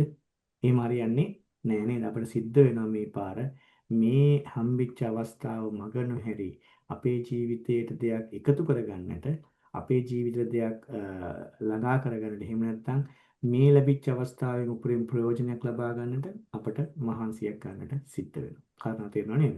ඉතින් ඒ නිසා ආයෙමත් සවන් නිතර මේ ෂණ සම්පත්තිය කියන කාරණාව මට ලැබිලා නේද තියෙන්නේ කියලා හොඳට ආයෙ නුවණින් විමසා බලන්න. ආයෙ අර හොඳට කල්පනා කරන්න මේක හොඳට හිතට දාගන්න. මේක වෙලා තියෙන පින්වත්නි මොකක්ද දන්නවද? මේවත් අර ඇහිලා ඔහේ නිකන් යනවා. බුද්ධිකයි මම මේකට කරා තේරෙනව නේද? මේවා අහලා නිකන් ආයෙ උඩින් යනවා නිකන්. දන්නවා වගේ යනවා. එහෙම නෙමෙයි. මේක හොඳට දැන් අපි ලබන සතිය හම් වෙනකල් ඔයාලා කරන්න ඕන දේවල් ඒව තමයි. තේරෙනවද? Google කරලා බලන්න ශින සම්පත්තිය කියන්නේ මොකක්ද කියලා. ඒ සම්බන්ධයෙන් තියෙන සූත්‍ර දේශනා හරි ධර්ම දේශනා හරි මොනවා හරි තිබ්බත් අහලා බලන්න. තේරුණාද? හොඳට ඔබේ හිත තුළට කාවද්ද ගන්න ෂණ සම්පත්තිය කියන කාරණාව කියන්නේ මෙන්න මේකයි. කවුරු හරි කෙනෙක් අහුවොත් මොකද ෂණ සම්පත්තිය කියන්නේ කියලා. නැත්තම් තව දෙයක් මම කියන්නේ තව හොඳ දෙයක් මම කියන්නේ. ඔයාලා ලංකාවට කෝල්ස් ගන්න ඕනේ. කෝල්ස් ගන්නකොට ඒ කෝල් එක කරන්නේ වල්පල් දොඩ ඉන්නේ නැතුව අර ලංකාවේ දින ඕපදූප ටික එහෙන් අහගන්න නැතුව මෙන්න කෝල් එක දාලා ඒ කෙනෙකුට දැන් භාග්‍යතුන් වහන්සේගේ ශ්‍රාවකයෙක් නේ කවුරු හරි ඉන්නේ කතා කරන්නේ ගොඩක් වෙලාවට බෞද්ධ කෙනෙක් නේ එයාගෙන් අහන්නේ මේ ඔයා දන්නව ශන සම්පත්තිය කියන්නේ මොකක්ද? ඒකට මොකක්ද දන්නවද වෙන්නේ? ඒකට අපි දන්න කාරණාව තව කෙනෙක් එක්ක කතා කරනකොට මොකද වෙන්නේ? අපිට ඒක හොඳට ඇතුළට යන්න පටන් ගන්නවා නේද? ඒ නිසා ඉන්න ගමන් නැත්තම් යාළුවෙකුට හරි මේක කියන්න බෑ. මෙහි ඉන්න යාළුවෙක් හරි කතා කරන්න බෑ. එතකොට කවුරු හරි කෙනෙක් ඇහුවොත් මොකක්ද ෂණ සම්පත්තිය කියලා කියන්නේ? ෂණ සම්පත්තිය කියන්නේ මොකක්වත් නෙමෙයි. කාරණා දෙකක එකතුව. නේද? කාරණා දෙකක් මේක සම්මුඛ වෙන අවස්ථාවක්. දුර්ලභ කාරණා දෙකක් සම්මුඛ වෙන අවස්ථාවක්. මොකද දුර්ලභ කාරණා දෙක? පළවෙනි දුර්ලභ කාරණාව තමයි මනුෂ්‍යත්ව ප්‍රතිලාභය. දෙවන දුර්ලභ කාරණාව තමයි බුද්ධ ශාසනය. එතකොට යම් කෙනෙකුට මනුෂ්‍යත්ව ප්‍රතිලාභයක් ලැබෙනකොට වෙන්න මේ බුද්ධ ශාසනය කියන කාරණාව සම්මුඛ වෙනවා නම් ඒ කෙනාගේ ජීවිතේශන සම්පත්තිය උපදිනවා. හරිනේ? එතකොට ෂණය කියලා කියන්නේ පුංචි වෙලාවකට ලැබුණු සම්පත්තියක් කියන අදහසින් පුංචි වෙලාවකට ලැබිච්ච ලාභයක් කියන අදහසින් තමයි මේ ෂණ සම්පත්තිය කියලා අපිට විග්‍රහ වෙන්නේ. ඒ කාරණාව හරි නේද? හරි. ඒත් එක්කම අපි දැන් බලමු අපේ වෙලාව තියෙන නිසා තව පොඩ්ඩක් අපි කතා කරලා තියෙන නිසා මේ මනුෂ්‍යත්ව ප්‍රතිලාභය කියන කාරණාව මේ තරම් දුර්ලභයිද කියන එක. දැන් පළවෙනි එක මෙන්න මේ මනුෂ්‍යත්ව ප්‍රතිලාභය කියන එක නේද? මේක මේ තරම් දුර්ලභයිද කියලා අපි පොඩ්ඩක් කතා කරලා බලමු. දැන් පින්වත්නි අපි මේවා කතා කරා මම අර හේවිලා කොහෙත් ඇවිල්ලා දැන් දැන් බලන්නකෝ දැන් ඔන්න අපට හිතෙන්නේ මොකද සාමාන්‍යයෙන් අපට හිතෙන්නේ අපි මොන දැන් මේ දාපොටේ මනුස්ස ලෝකේ මිනිස්සෙක් වෙලා ඉපදලා ඉන්නවා. හොඳේ. කොහෙන්ද ආවේ? සංස ගිය පාත් අපි කොහේ හරි මිනිස්සෙක් වෙලා ඉපදලා ඉන්න ඇති. ඉපදලා ඉඳලා ආයෙ දැන් ඔන්න මේ පාර මිනිස්සෙක් වෙලා ඉපදලා ඉන්න. දැන් මෙතන ඉන්න අපි මෙතනින් ඉල්ලා ආයෙ කොහෙ උපදී කියලා හිතෙන්නේ. මනුස්සයෙක් වෙලා මිනිස්සෙක්ම වෙලයි. ලාම උපදී කියලා තමයි හිතෙන්නේ. ඕකනේ අපිට හිතන විදිය නේද? අපිට හිතෙන්නේ ඔන්න ඔහොම එකක්. ගිය පාත් කොහේ හරි මිනිස්සෙක් වෙලා හිටියා. මේ පාර මිනිස්සෙක් වෙලා ඉන්නවා. ඊළඟ පාරත් මිනිස්සෙක් වෙලාම උපදී කියලා තමයි අපිට හිතෙන්නේ. හරිද? හැබැයි භාග්‍යතුන් වහන්සේ මේක බලනවා. හරිද? භාග්‍යතුන් වහන්සේ මේ සත්වයා ගැන බලනවා. සත්‍යය ගැන මේ අපිට වෙච්ච වැඩේ ගැන බලනවා. බලන්නේ මොකෙන්ද නුවණින්? පුබ්බේ නේද? පුබ්බේ කියලා කියන්නේ පෙර නිවාස නේද? නිවාස කියලා කියන්නේ ගත කළ ජීවිත අනුස්සති. නේ පුබ්බේ නිවාසානුස්සති ඥාණයෙන් බලනවා. බලනකොට භාග්‍යතුන් වහන්සේට පේනවා මෙහෙම එකක් නම් පේන්නේ නැහැ. ඒ කියන්නේ භාග්‍යතුන් මේ අපේ ජීවිතය ගැන බලනකොට භාග්‍යතුන් වහන්සේට පේනවා මෙන්න මෙහෙම එකක්. හොඳේ. දැන් මනුස්ස ලෝකේ මිනිස්සෙක් වෙලා ඉපදලා ඉන්න කෙනාට සිද්ධ වුණා දීර්ඝ සංසාර චාරිකාවක ඉපදී මෙරි මෙරි එන්න සිද්ධ වුණා. මොන භාග්‍යවන්ත පේන එක දෙයක්. මේ භාග්‍යවන්තගේ අවබෝධය පින්වත් මේක දරා ගන්න. මේක අපිට පේන්නේ නැහැ. අපි භාග්‍යවතුන් වහන්සේ ශ්‍රාවකයෝනේ නේද? ශ්‍රාවකයේ වෙච්ච අපි භාග්‍යවතුන් වහන්සේ දේශනා කරපු දේ මුලින්ම පිළිගන්නට ඕනේ. පිළිගන්න දරාගෙන මේ වැඩේ පටන් ගන්නට ඕනේ. අපිට පේන්නේ නැහැ නේද පෙර ජීවිතේ. ඕකදී පේන්නේ නැහැ තමයි. පේන්නේ නැත්නම් ඉතින් අපිට ඒ නුවණ නැහැ. එච්චරයි. ඒ නුවණ උපදවලත් අපිට බලන්න පුළුවන්. භාග්‍යවතුන් වහන්සේට පේනවා පින්වත්නි මේ සත්වයා මෙහිම දීර්ඝ චාරිකාවක. ඔන්න පළවෙනි අවබෝධය. හොඳේ. භාග්‍යවතුන් වහන්සේට පේනවා මේ සත්‍යය අවශ්‍ය කට්ටිය ඔළුවට දාගන්න සටහන් කරගන්න ඕන විදිහට Tamanට ඔළුවට දාගන්න මේ කාරණාව. පළවෙනි අවබෝධය පේනවා භාග්‍යවතුන් වහන්සේට මේ සත්‍යය දීර්ඝ චාරිකාවක එනවා. මේ චාරිකාව මේ අහවල් තැනින් පටන් ගත්ත කියලාවත් පණවන්න බැරි දීර්ඝ චාරිකාවක ආවා කියලා. ඒකයි භාග්‍යවතුන් දේශනා කරන්නේ අනවතග්ගෝ යම් භික්කවේ සංසාරෝ පුබ්බා කෝටි නපඤ්ඤායති. මහණෙනි මේ සත්වයාගේ සංසාර ගමන පටන් ගත්ත කෙලවරවත් පණවන්නට බෑ කියලා භාග්‍යවතුන් දේශනා කරනවා. ඊළඟට භාග්‍යවතුන් පේනවා පින්වත්නි ඒ දීර්ඝ චාරිකාවේ මෙන්න මෙහෙම ඉපදීපදි මෙරි මෙරි එනකොට මේ කෙනා මනුස්ස ලෝකයකින් මනුස්ස ලෝකයකටම ආවා නෙමෙයි. තේරෙනවද? අපිට හිතෙච්ච දේ මේ තියෙන අපිට හිතෙච්ච දේනේ මේ තියෙන්නේ. එහෙම මනුස්ස ලෝකයකින් මනුස්ස ලෝකයකට හිමාව නෙමෙයි. භාග්‍යවතුන් වහන්සේට පේනවා මෙයා එක් ලෝකයකින් තවත් ලෝකයකට එක් ලෝකයකින් තවත් ලෝකයකට එක එක ලෝකයන් වල ඉපදි මෙරි එන්න සිද්ධ වුණා කියන කාරණා. පොයින්ට් වශයෙන් ඔළුවට හොඳට දාගන්න. හොඳට ඔළුවට දාගන්න. භාග්‍යවතුන් වහන්සේට පේනවා මේ මිනිස්සෙක් වෙලා හිටපු කෙනා සමහර වෙලාවට പ്രേත ලෝකෙ ගිහිල්ලා. සමහර වෙලාවට මේ මිනිස්සෙක් වෙලා හිටපු කෙනා තිරිසන් අපායට ගිහිල්ලා. සමහර ලාවට ඒ කෙනා නිරයට ගිහිල්ලා. ඔන්න ඔය විදිහට භාග්‍යවතුන් වහන්සේට පේනවා එක් ලෝකයකින් තවත් ලෝකයකට එක් ලෝකයකින් තවත් ලෝකයකට විදිහට මේ ඒ ආපු ගමන මෙහෙම මිනිස්සු වෙවි විතරක් නම් නෙමෙයි එන්නේ කියලාත් පේනවා. වැටවන කාරණාව. වැටුණා නේද? ඒතකොට පළවෙනි පේනවා දීර්ඝ චාරිකාවක් ආවා කියලා පේනවා. ඒ වගේම භාග්‍යවතුන් වහන්සේට පේනවා එයාට මනුෂ්‍යත්ව ප්‍රතිලාභ වල විතරක් නෙමෙයි එන්න සිද්ධ වුනේ. එතකොට මෙයාට සිද්ධ වෙනවා කොහොමද? සමහර වෙලාවලට සුගති ලෝකවල උපදින සිද්ධ වෙලා සමහර වෙලාවලට දුගති ලෝකවල උපදින සිද්ධ වෙලා. මේ කාට වෙච්ච වැඩේද මේ කතා කරන්නේ? වෙච්ච වැඩේ ඈ. අපිට වෙච්ච වැඩේ සමහර වෙලාවට දුගති ලෝකවල උපදින සිද්ධ වෙලා සමහර වෙලාවට සුගති ලෝකවල උපදින සිද්ධ වෙලා. ඔන්න ඊළඟ භයානක එක භාග්‍යවතුන් වහන්සේට පේනවා මේ ආපු සත්වයා සුගතියේ ඉපදුනාට වඩා වැඩි වාර ප්‍රමාණයක් මේ චාරිකාවේ වැඩි වාර ප්‍රමාණයක් ඉපදින්නේ කොහෙද? දුගතියේ කියලා පේනවා. මේ අවබෝධයක් නේ. වැඩි වාර ප්‍රමාණයක් දුගතියේ උපදින්න සිද්ධ වුණා කියලා භාග්‍යවතුන් වහන්සේට පේනවා. ඒක කාරණා තුනක් කියනවා. ඒක හොඳට මතක තියාගන්න. පළවෙනි එක භාග්‍යවතුන් වහන්සේට පේනවා දීර්ඝ සංසාර චාරිකාවක ඉපදි මෙරි එන්න සිද්ධ වුණා. ඒකයි කියන්නේ අනවතග්ගෝ යම් භික්කවේ සංසාරෝ පුබ්බා කෝටින පඤ්ඤායති. පණවන්න බෑ පටන් ගත්ත කෙලවර. ඊළඟට පේනවා මේ දීර්ඝ චාරිකාව වෙනකොට මිනිස්සු විතරක් නම් නෙමෙයි ඉපදලා තියෙන්නේ. සමහර වෙලාවල් වල සුගති ලෝකවල වල සමහර වෙලාවල් වල දුගති ලෝකවල. එක් ලෝකයන්ට මාරු වෙවි තමයි එන්න සිද්ධ වෙලා තියෙන්නේ. ඊළඟට භාග්‍යවතුන් වහන්සේට පේනවා ඒ ආපු චාරිකාවේ වැඩි වාර ප්‍රමාණයක් ඉපදලා තියෙන්නේ සුගතිය නෙමෙයි කොහෙද? දුගතිය. ඒ නිසා තමයි භාග්‍යවතුන් වහන්සේ උපමාවක් කියන්නේ අර මහගෙදර වගේ කියලා නේද?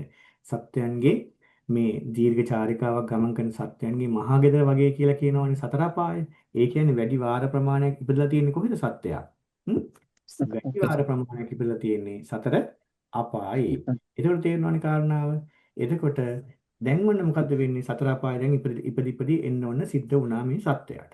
දැන් පින්වත්නි වෙන්න මේ වගේ ඉපදි එනකොට සතර අපායවල දුගති ලෝකවල ඉපදිනකොට මෙහෙම එනකොට මේ කෙනාට අද ඒ කියන්නේ මේ කෙනා කියන්නේ කවුද? දැන් මොන සංසාරය ගැන අපිට තියෙන අවබෝධයන් තුනක්. ඒ අවබෝධය අපට අවබෝධ වෙච්ච එකද භාග්‍යතුන් වහන්සේගේ අවබෝධය අපි තරහාගත් එකක්ද? භාග්‍යවතුන් භාග්‍යතුන් වහන්සේගේ අවබෝධය අවබෝධය තරහාගත් එක. නේද? අපට අවබෝධ වෙන්නේ. අපිට පේන්නේ නැහැ නේ මේක. මොකද්ද භාග්‍යතුන් වහන්සේගේ අවබෝධය? එකක් තමයි මේ ඉන්නේ අපිනේ. එකක් තමයි අපි දීර්ඝ චාරිකාවක ආව බව. ඒක හරිනේ. දෙවෙනි එක මොකද්ද? එහෙම එනකොට සුගති ලෝකයන් වල දුගති ලෝකයන් වල ඉපදින්න සිද්ධ වෙච්ච බව. හරිනේ. තුන්වෙනි එක අපි එහෙම එනකොට සුගති ලෝකයන් දුගති ලෝකයන් වල ඉපදි මෙරි මෙරි එනකොට අපට සිද්ධ වෙනවා වැඩි වාර ප්‍රමාණයක් දුගති ලෝකවල උපදින්න සිද්ධ වෙච්ච බව. ඒ කාරණා තුන තේරුණා නේද? හරි. මෙන්න මෙහෙම ආපු කෙනා දැන් කොහේ ඉපදලා ඉන්නවද? මනුස්ස ලෝකේ මිනිස්සෙක් වෙලා ඉපදලා ඉන්නවා. හොඳද? මනුස්ස ලෝකේ මිනිස්සෙක් වෙලා වන්න ඉපදලා ඉන්න හොඳට උඩට දාගන්න. වාග්විද නාස්ටේෂන් කරලා මෙයා මම පර්සනලි කතා කරා නම් මම කතා කරන අපේ පරණ කට්ටියට මේ මනුස්ස ලෝකේ මිහිරක එහෙම අහගෙන නේද ඉන්නේ? මනුස්ස ලෝකේ මිනිස්සෙක් වෙලා ඉන්න අපිට දැන් අපිට සිද්ධ වෙනවා මේ මනුස්ස ලෝකේ මිනිස්සෙක් වෙලා ඉපදලා ඉන්න අපි දැන් ආපහු සැරයක් මෙයා ආපහු ඊළඟ පාර මිනිස්සෙක් වෙලා උපදිනවා නම් අර අපි කැමති එකක් නෙවෙයිනේ අන්න ඒකට දෙන possibility එක භාග්‍යවතුන් වහන්සේ දේශනා කරනවා කොහොමද භාග්‍යවතුන් වහන්සේ දේශනා කරන්නේ කොහොමද භාග්‍යවතුන් වහන්සේ මෙන්න මෙහෙම දේශනා කරනවා මේ නියපොත්ත වලින් පස් ටිකක් තියෙනවා නියපොතුලින් පස් ටිකක් කියලා අහනවා මහණෙනි මෙතන තියෙන පස් ප්‍රමාණයද වැඩි නැත්නම් මහ පොළොවේ තියෙන පස් ප්‍රමාණයද වැඩි කියලා. කොහේ තියෙන පස් ප්‍රමාණයද වැඩි? මහ පොළොවේ මහේ වැඩි. නේද? එතකොට භාග්‍යතුන් වහන්සේ දේශනා කරනවා මහණෙනි මනුස්ස ලෝකේ මිනිස්සෙක් කියලා ඉපදලා ඉන්න කෙනෙක්. ඒ කියන්නේ කවුරු වගේද? අපි වගේ. මේ අපි වගේ කෙනෙක් ඊළඟ පාර නැවත පාරක් මිනිස්සෙක් වෙලා උපදිනවා නම් අන්න ඒකට තියෙන සම්භාවිතාවය මෙන්න මේ නියපොත්තට ගත්ත පස් චුට්ටක් වගේ පුංචි ප්‍රමාණයක් කියලා. ඔක තියෙන්නේ කොහෙද දන්නවද? නඛ සිඛා කියලා සූත්‍ර දේශනාවක් තියෙනවා. සංයුත්ත නිකායේ ඔබ කියවලා බලන්න. නඛ සිඛා සූත්‍රය තමයි ඔක තියෙන්නේ. ඒතර භාග්‍යවතුන් දේශනා කරනවා මනුෂ්‍යත්ව ප්‍රතිලාභයක් ලැබපු කෙනෙක් නැවත මනුෂ්‍යත්ව ප්‍රතිලාභයක් ලබන්න තියෙන සම්භාවිතාවයේ නියපොත්තට ගත්ත පස් චුට්ටක් වගේ පුංචි ප්‍රමාණයක් කියලා. ඒකේ හොඳට තේරුම් ගන්න. අපි මැරිලා ගිහිල්ලා මිනිස්සෙක් වෙලා උපදිනවා නම් ඒකට තියෙන possibility කොච්චරයිද? මේකට ගත්ත පස් ටික වගේ පුංචි ප්‍රමාණයක් නේද? අපි ගිහිල්ලා සතර අපායේ උපදින්න තියෙන සම්භාවිතාවය කොච්චරයිද? මහ පොළොවේ තියෙන ප්‍රශ්න සමානයි. ඕක නිකන් වචනෙට කියන්න එපා. ඕක නිකන් පපුවට දැනෙන්නilla කියන්න. ඒතකොට නිකන් පපුව රෙදෙයි. ඇයි මේ මැරිලා ගිහිල්ලා සතර අපායේ උපදින්න තියෙන possibility එක මහ පොළව වගේ. මේ අපිට වෙන්න යන දේ ගැන කියන්නේ බුදුරජාණන්.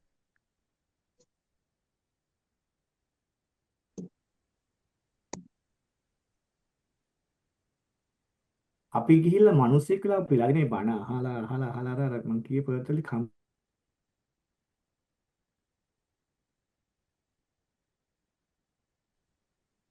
ඇහෙන්නේ නැතුව යනවා සාමාන්‍යයෙන්. කම්මලේ බල්ලෝ වගේ පිකන්. ඒක උදාහරණ කියනොත් දන්නවා. දැන් හරිද? පොඩි කනෙක්ෂන් ලොස් එකක් ආවා. අපේ මේ මං කිව්වේ අපි නිකන් අර කම්මලේ බල්ලෝ වගේ වෙලා තියෙන්නේ. කම්මලේ බල්ලන්ට සද්ද ප්‍රශ්නයක් නැහැ නේ. ඒ වගේ මේවා ඇහිලා ස්වාමීන් වහන්සේලාගෙන් බණ ඇහිලා මේවා කියනකොටම දන්නවා. හැබැයි මේවා හිතට ගිහිල්ලා නැහැ. ඒකේ මම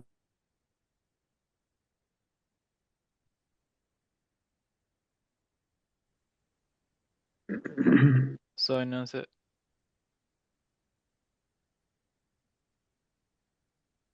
මේකෙන් මේ වෙලාව විතර ගන්න. ස්ටාක් වුණාද? හරිනේ. ස්ටක් වුණා සොයනස. හරි දැන් හරි සොයනස.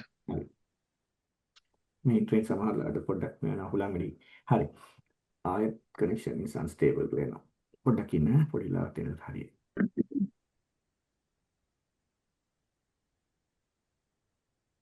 හරි නේද? එහෙනම් නේද? එහෙමයි සර්. එහෙමයි සර්. හරි. එතකොට මේ හොඳට ඔලුවට දාගන්න මිනිස්සෙක්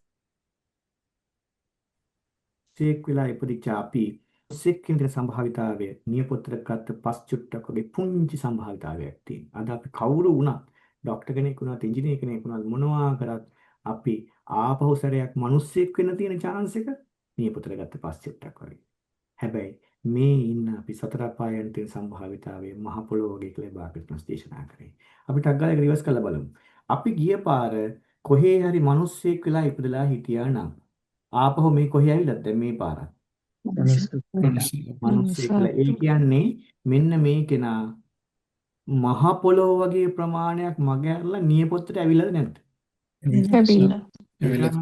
පොඩ්ඩක් හිතන්න මේ ගන්න කොච්චර නිකන් නේද? මහ පොළොව වගේ සතර පහයක් යා ප්‍රහාණය කරලා නියපොත්තුරට එන්න අවස්ථාව වෙලා නැද්ද?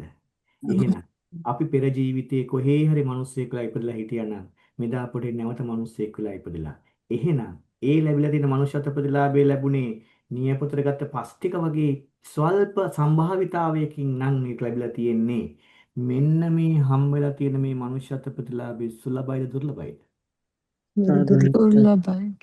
ආර්කියෝකේව හිතන්න බුද්ධ වචනයට සමගාමීව තර්කානුකූල වෙන්න. එතකොට මේක යනවා ඔළුවට. තේරෙනවද? නිකන් ඔහේ ඉන්න එපා නිකන් මං කියන්නේ සාමාන්‍ය මොලේ පැකට් කරලා හිතන්න කියලා. මොකද අපේ මොලේ අපේ ධර්මයේ ගැන හිතන්න තාම ඒවා පැකට් පිටින් තියෙන්නේ. අපි ડોක්ටර්ස් ලැන්ග්වේජ් ලව ඇත්ත හැබැයි ධර්මයේ පැත්තෙන් ගත්තාම පැකට් පිටින් මොලේ පැකට් කරලා තියෙන තාම. මේ මොලේ පැකට් එක කරලා අන්පැක් කරලා හිතන්න. තේරෙනවද මේ කියපු කාරණාව? මනුෂ්‍යත්ව ප්‍රතිලාභයක් ලැබලා තවත් මිනිස්සෙක් වෙන්න තියෙන සම්භාවිතාවයේ නියපොතට ගත්ත පස් ටිකක් වගේ පුංචි ප්‍රමාණයක් නම් ගිය පාර අපි මිනිස්සෙක් වෙලා ඉඳලා මේ පාර මිනිස්සෙක් වෙලා නම් අපිට හම්බෙලා තියෙන මේ මනුෂ්‍යත්ව ප්‍රතිලාභයේ දුර්ලභයිද සුලභයිද? දුර්ලභයි. ඔන්නෝක තමයි පළවෙනි කාරණාව. එහෙනම් තේරුම් ගන්න මේ ලැබිලා තියෙන මනුෂ්‍යත්ව ප්‍රතිලාභය බොහොම දුර්ලභයි කියලා. භාග්‍යවතුන්ස් දේශනා කරන ඒ කැලේ කතා කරලා අපි අවසන් කරමු. භාග්‍යවතුන්ස් දේශනා කරනවා මේ මිනිස්සෙක් වෙලා ඉන්න අපි මේ දැන් මේ ඉන්න අපි හරිද? මෙන්න මේ වගේ මිනිස්සෙක් වෙලා ඉන්න අපි බැරි වෙලාවත් සතර අපායට ගියොත් එහෙම හරිද? සතර අපායටින් කොහෙට හරි වැටුනොත් එහෙම එයා මේ සතර අපායෙන් නිදහස් වෙලා නැවත සුගති ලෝකයක උපදිනවා කියන කාරණාව පිළිබඳවත් භාග්‍යවතුන් දේශනා කරනවා. මේක තියෙන මොන සූත්‍රයේද? ජිග්ගල සූත්‍රය. මම ඉස්සලාම කිව්වා සූත්‍ර දේශනා ලියා ගන්න කියවන්න කියලා ඈ. ඒවා වෙන්න ඕනේ ඉස්සරහට. ජිග්ගල සූත්‍රයේ සංගතනිකායේ තියෙන්නේ. භාග්‍යවතුන් දේශනා කරනවා මිනිස්සෙක් වෙලා ඉඳලා එයා සතර අපායට වැටිලා නැවත වතාවක් සුගති ලෝකයේ උපත්තියක් ලැබනවා නම් ඒකට දෙන සම්භාවිතාවය මොන වගේ කියලා කිව්වද? අර කැස්බෑවා නේද? කැස්බෑවාගේ කතාව තියෙන්නේ. අර මුහුද පතුලේ ඉන්නවා කියව කැස්බෑවෙක් නේ. මේක මම බුද්ධ වචන සාපේක්ෂව කියන්නේ මේ කැස්බෑවා අවුරුදු 100කට වතාවක් මුහුද මතු පිටට එනවා කියව. මෙන්න මේ මතු පිට එනකොට මේ මුහුද මතු පිට දිනනකොට විය ගහක් පාවිනේ. ආන්ගේ විය සිදුරෙන් බෙල්ල දාලා මේ අහස බලනවා කියන කාරණාව සිද්ධ වෙන්න පුළුවන්ද කියලා අහනවා ස්වාමීන් වහන්සේලා. ඒක සිද්ධ වෙන්න පුළුවන්ද බැයිද? පුළුවන් කලාවකින්.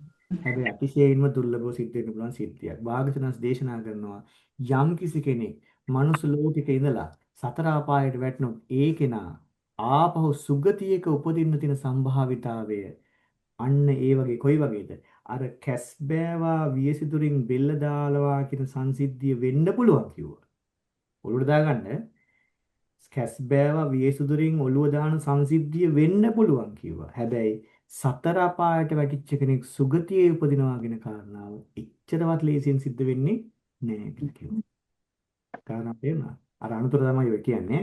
එතකොට හිතන්න අපි හිතන්නේ අපි ගිය පාර සතර අපායේ කොහෙද තැනක ඉපදලා හිටිය කියලා හිතන්නකෝ.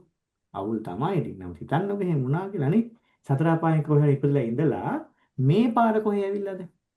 ලෝකේ ඇවිල්ලා නේද? එහෙනම් අර කැස්බෑවා වියසිතුරින් බෙල්ල දානවා කතන්දරයට වඩා සංසිද්ධියක් මෙදා පොටේ සිද්ධ වෙලාද නැද්ද? වෙලා නේද?